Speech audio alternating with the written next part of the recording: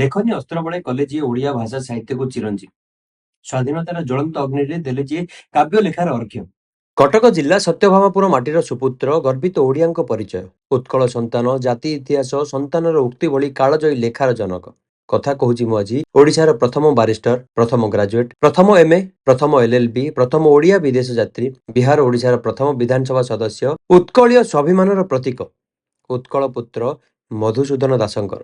ଜଗତେ ବିରଳ ତାଙ୍କର ସେ ପ୍ରଭାବଶାଳୀ ବ୍ୟକ୍ତିତ୍ୱ, ଜାତି ପ୍ରେମ ଆଉ ସେ ପ୍ରତିଭା। ଜନ୍ମଦିବସ ଉପଲକ୍ଷେ ଶ୍ରଦ୍ଧାଞ୍ଜଳି ଦଉଛି ଆଜି ପ୍ରତ୍ୟେକଟି ଓଡ଼ିଆ ହୃଦୟ ସେଇ ମାଟିର ମଣିଷ ଯୁଗ ପୁରୁଷ ମଧୁବାବୁଙ୍କୁ।